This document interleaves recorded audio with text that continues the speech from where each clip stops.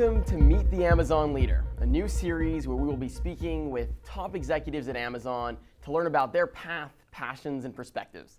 Today, we're joined by Ofori Agboka, Amazon's Vice President of People, Experience, and Technology for Worldwide Operations. Ofori, thanks for being with us. Hey, thank you. How are you? Doing very well. It's great to have you. You have such really an interesting life and career journey, from your experiences on the football field in college to the various experiences you've had throughout your career working all around the world. We want to unpack it all today. Okay. But let's start at the beginning. Tell us a little bit about who is Ofori and some of those experiences that you had growing up in Michigan. All right. No, thanks. Thank you for your kind words. Yeah, Howard, I've been, as I say, blessed and fortunate, but we'll start from the top. Start with my name. My name is Ghanaian is because my dad is from Ghana, West Africa. My dad came to America 52 years ago to go to Michigan State University to get his PhD in occupational health, actually, I believe it is. He was a regional director for OSHA. My mother went to Grambling State University and went to Michigan State to get her master's in dietetics. So they got married, had me a few years later. I was born in Lansing, and we moved to Ghana and then came back to Michigan, and I grew up in the Oakland County suburbs of Detroit, the Bloomfield Hills, Rochester, Auburn Hills, Pine Neck area for a greater part of 18 years, and spent my summers in Louisiana. But yeah, Michigan is my proper home, and I grew up in a loving family, a very disciplined family, orderly family. I have an older brother who's 9 years older, and I have a sister that's 4 years younger. And they both have gone their different careers. My brother's an entrepreneur, runs his own import-export business, and my sister's a plant manager of an electric battery plant in Michigan. But growing up, my parents were very, as I said, I'll keep coming back to the word discipline, because my parents were very disciplined on faith, education, and athletics. My dad played soccer in a small club team in Ghana early in his career journey himself, but never let go of the importance of athletic talent and being physically fit. But my parents, again, very, very, very big on faith, discipline, athletics, and schoolwork. And are there any lessons from your childhood that you still carry forward with you today? Oh, plenty. I'm fortunate my parents are still alive. They're having their struggles, but my dad's 80, my mother's 76. But if I start with my mother there was no such thing as gender-based work in the household. So I learned early how to cook, clean, wash clothes, very disciplined in even simple things as making up your bed. But education-wise, both my parents were big on education and scholarships. So I grew up in the household thinking that everybody went to school on scholarships. That was just the way it was, A's and B's, that was just it. It wasn't that we were forced to have good grades, but it was just kind of they instilled in us that you get good grades and you work hard and you do things, you do them right the first time. You don't just do things just to say you did it. Particularly, again, whether it be household chores, whether it's schoolwork or even athletics. My dad was big on outside activity. I wasn't allowed to play video games. I didn't have a Nintendo or a Sega. My dad didn't like me watching rap videos. My dad didn't even like me watching violent cartoons. Didn't play with guns. It was none of that. And then from a faith perspective, I learned early about differences of people and religions and even backgrounds, because again, my father's from Ghana, my mother's a black American. They're very different. Both Christian, very different. My father's a Seventh-day Adventist, my mother's a Baptist, so that dynamic in itself was different. So I learned a lot about inclusive relationships, but working hard, excelling, being respectful of others. Everybody matters. Knowing that we are somebody, and we aren't to be walked on, but we can respect all people and be humble. At the same time, we're very, very much lifelong lessons. So you went to LSU to play college football and study psychology. Can you tell us a little bit more about that chapter in your life? Yeah. So my parents were reversed order. I went to school for education, and football was secondary, which it was. But it was a great experience. So in my summers between Michigan and Louisiana, my junior year, I got really closer to the university, and I was fortunate, based on my academics, that I had a 3.8 and graduated in the top 10, that I was ushered into LSU with an academic scholarship and with the ability to play football. So I was on the football team and for a few years there. But it was a great experience and lifelong lessons and friendships. But a lot of life lessons that I've carried from, formal Division I football into my professional working world. But Division I football is a place where you learn very quickly that everybody was captain of the team. Everybody ran a 4.5 or 4.6, and a few people ran 4.4s at LSU. But everybody bench pressed 225 15 times. It's a whole different level of talent and skill and expertise, but it was an area to compete, and I enjoyed it. Tell us more about some of those lessons that you learned from the football field. The number one lesson was about teamwork. Our Coach DiNardo was very big on teamwork, and what we mean by teamwork, that lesson is that everybody has a position to play. Not everybody's a quarterback, not everybody's a tight end, everybody's a defensive end, but everyone has a position to play, and you have to play your position well, and we all have to be aligned in what we're trying to achieve, and that's win. And that position could be anything from a coach to an assistant coach to a trainer, all the way to, again, the number one running back.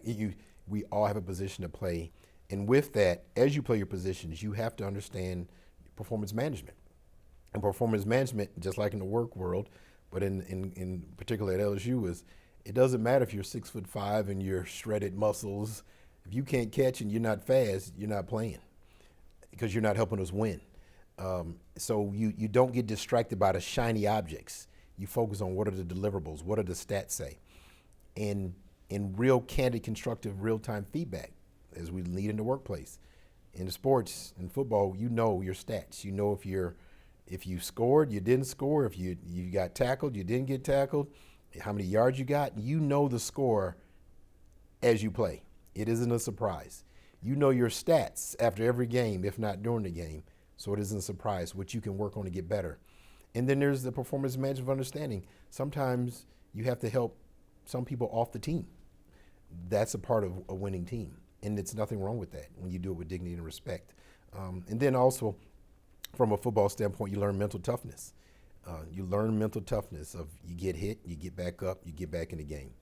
You win, you fail, you risk, you move. You're strategic, but you got to always get back up. You got to get back up. Sometimes you got to play when you're hurt. And then, so there's those lessons continue. I'd say I try to carry into the workplace. And I think the last one I should say is situational leadership. You have to learn, some people need to be coached differently. Some things motivate people differently. You need to understand what those motivations are to bring the best out of your players, the best out of your team members. Shifting over to your professional career, you have over 20 years of experience in the automotive industry, working in all different parts of the world. Can you tell us a little bit more about that part of your life? Yeah, I started off as an intern back in 1996, and in a big truck plant, and the automotive industry has a wide variety. From a car this day has over, I think, 100 million lines of code in it. So a car is really a rolling computer. It's not what it used to be. So I've been fortunate to see a wide variety of different things that go into that automotive industry. But the three big buckets my areas of learning were from labor relations, operations, and then pure HR. I was able to partner in HR in every function in that business other than purchase and supply chain. So corp dev, finance, IT, design, engineering, operations, finance, communications, public policy, legal, every aspect of HR in that business other than purchase and supply chain before I left. And then, but prior to that, in operations, I was an area manager. That was a pivotal point in my career where I had to make a decision of where do I want my career to go. And I stepped into that field because I had a leader who invested in me and wanted to invest in what he saw as my future. He said, one day when you're in higher levels of leadership, you need to understand the impact of what HR and labor relations does to operations. So when you write policies and practices and procedures, that you really know the impact, that you just didn't read something in a book and you thought it was going to work. So that was why I took that experience. And then my early foundational experiences were in labor relations, where I learned very quickly and saw the value of teamwork, again, coming from college, but the value of inclusivity with people, the value of being a total team, not being adversarial, the importance of answering questions, the importance of a contract and how details matter and words matter and how the application of a policy matters. So I was fortunate, and those things those lessons learned transcended time over into China, living in Europe, living in Texas, Virginia. Ultimately, I found as a foundation that people are people. So those lessons, some of those foundational things still remain the same. But no, I had a great run. And you chose to go to Asia. Can you tell us a little bit more about that story and how that all came about? Yeah, during the 2003 negotiations, I was sitting across the table with union officials and even management officials, and we were talking about being more competitive, things we needed to change in the contract to make us better. And I would read about what's going on in China and read what's going on in Mexico. And I would say, we need to do these things to be competitive. And as I was trying to explain why we need to do it in comparison to China and Mexico, it just wasn't resonating. And I realized that my discussion wasn't impactful in driving the discussion. Even with the data, it wasn't driving, and I felt I needed to be more credible. And I'm the type that wants to learn, listen, and go see. And I raised my hand, I want to go work in China. And I raised my hand, and a few leaders didn't know what I was talking about. What do you mean go work in China? I said, I want to go work in China. I want to live there, breathe there, and understand what's going on there and bring it back to America, bring it back to other business operations so we can be competitive and be the best we can be. And eventually I ended up meeting a leader by the name of John Quattrone, who ended up being a mentor of mine for 15 years thereafter. And John helped me usher my way into that realm, and first having a discussion about China and asked me what I was going to do in China. I said, I'd go do labor relations. I said, there is no labor relations in China. You need to go learn pure HR. And months later, he afforded me the opportunity to interview for an HR job, and I ended up being an HR BP. So in 2005, I got my first pure HR job assignment as an HR BP in pre-production engineering, and learned the policy of how to deal with salary administration of HR and that journey, that beginning journey of salary development, succession planning, org design, diversity, equity, inclusion, transformational leadership. All those things started to manifest and take me on that journey of an HR professional. So shifting over from your time in the automotive industry to joining Amazon, what was it that kind of really drove you to join Amazon? You know, it was a tough decision, but the excitement of everything I would read and hear about Amazon just got me more and more excited. And it started with the leadership principles. You know, I knew a few people who had joined Amazon before me, and I would ask questions about, are they real? And they would tell me, oh yeah, it's real. And obviously they were real then, they're real now. But the excitement I would read about dive deep and learn and be curious and bias for action, frugality, all those things resonated with me. And I just said, if they're real, I really want to be a part of that. And then with looking at the landscape of what Amazon was investing in and the different business ventures or opportunities that Amazon was exploring, that I was reading about, I was like, man, this company's touching a little bit of everything, and you can learn so many aspects of just business and the way the world is going. And even though as I was exposed to tech, I was an HR director for the IT group at GM, but it was a different type of tech that I wanted to also explore and learn. And then ultimately, the big thing was I wanted to be a part of an organization that was really growing communities and people all around the country and the world. And I was able to do that in my former career, but not to the scale that I saw Amazon, that I didn't even know, because I joined Amazon right before the pandemic started, or at least as it was growing. I remember I interviewed the Friday that it was announced in Seattle, there's COVID in America, but I started April 27, 2020. And the trajectory that we went on really fulfilled that, what I envisioned, not that I wanted COVID to do that, but the growth and investing in communities and people that we can do here at Amazon and change lives, that's what excited me, and it what still excites me to this day. Yeah, tell us more about kind of your role. You are the Vice President of People, Experience, and Technology for Worldwide Operations.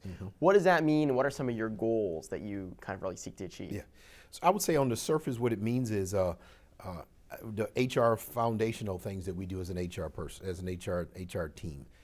And I should caveat that HR team, because People, Experience, and Technology is labeled because we start with people and we create the right experiences and we use technology to supplement that. And we have technology and people that fall under different business titles under the PX&T umbrella. So it's not just pure HR people. There's ER, there's scientists, there's data scientists. There's a whole host of there's communications people. There's a whole host of functions that or disciplines, let me say it that way, that fall up under the umbrella of PX&T. But our role is to develop, reward, retain, recruit, inspire, value, make sure people are engaged, people are safe physically, make people have a mental health and well-being. So some of those foundational things of succession planning, career development, org design, those things are important that we do. But as a team, we lift up to a higher vision. Our vision is to innovate, to scale, and to be efficient. Innovation, scale, and be efficient. So we have to do those things with our leadership principles, which definitely link to my boss's PX&T's global vision for PX&T in harmony, my boss, Beth Galletti. So we do those things in harmony, but our vision as our team is to innovate, scale, and be efficient, and then our mission is to grow the business through people, because everything we do is about people. The business exists because of people, and people have to understand that we are a business. And because we are a business, we have to be productive. We have to engage. We have to do all those things our leadership principles ask us to do, but it does start with a person, and it starts with a group of people that the end product may not show up and manifest with a body, but it does start with a person, and we have to invest in people, and that's where we spend our time investing in leadership development, the org design, et cetera. But to usher that journey of people development, people leadership to impact people. And what are some of those other things that really motivate you in your work day to day at Amazon? Yeah, so I just get motivated. I hate to say it this way, but I get motivated by people. I get motivated by how we can change the life of one person, and that one person can impact their family, their household, their community. But in the work world, it can impact the team, the function, the business line, then the total company.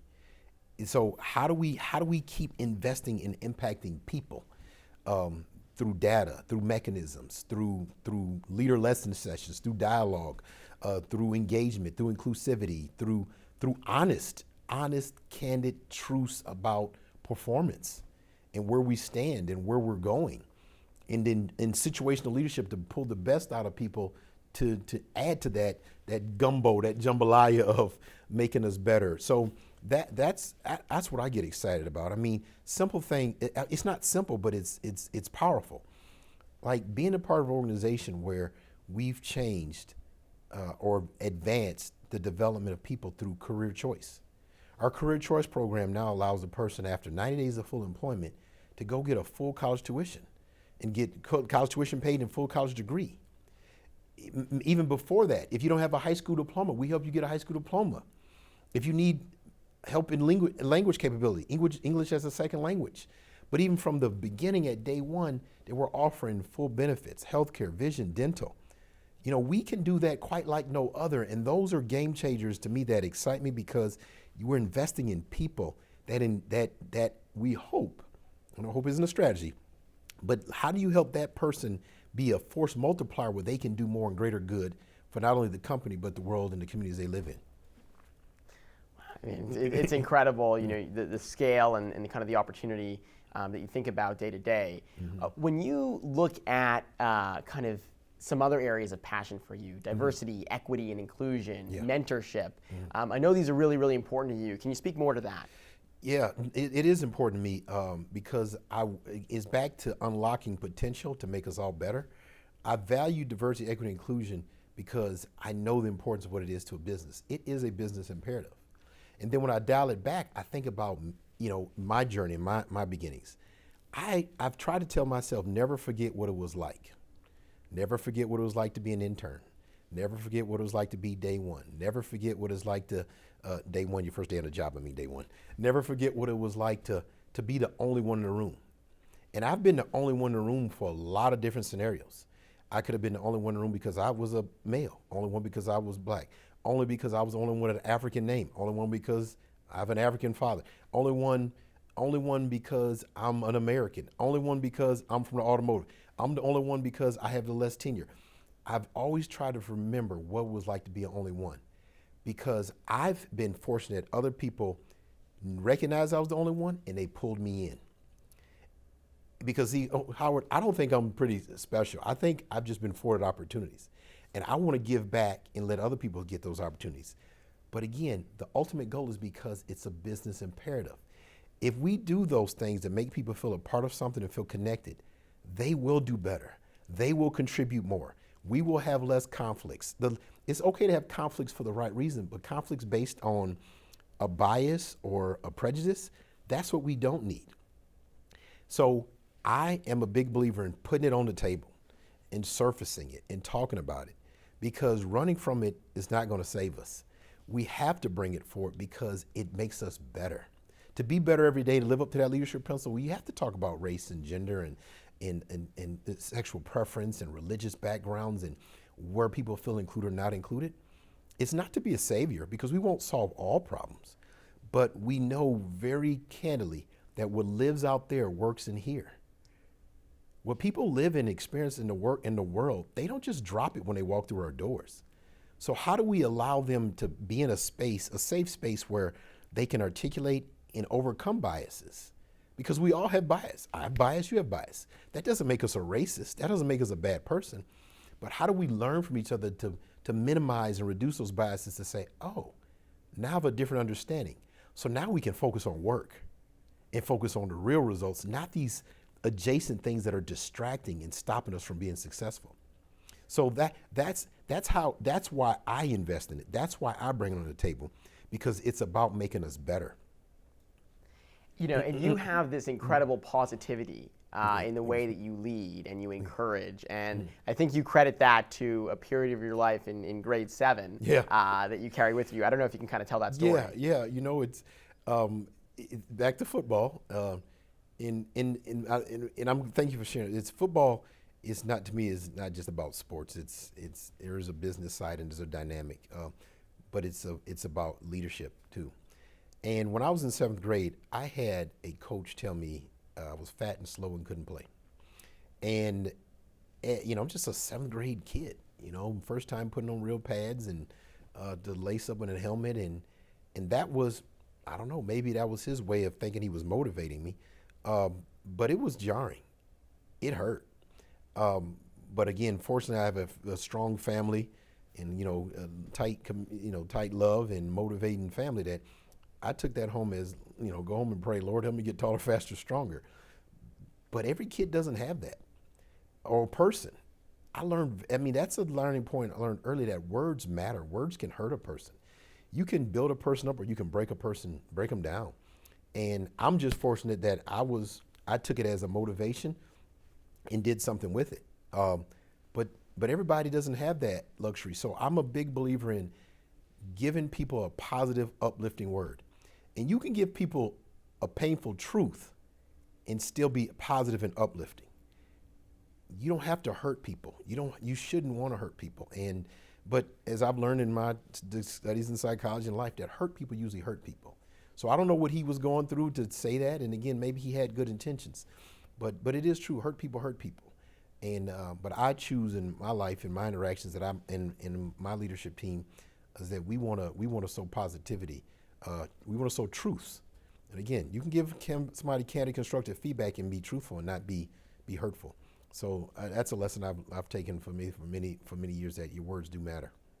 You know, you've talked about your mom and your dad and how important they are to you. Yeah. I know also that you've helped to get to where you are today thanks to your wife and your 3 kids who are really important parts of your life. Yeah. Wondering if you can kind of share a little bit more about them. Yeah.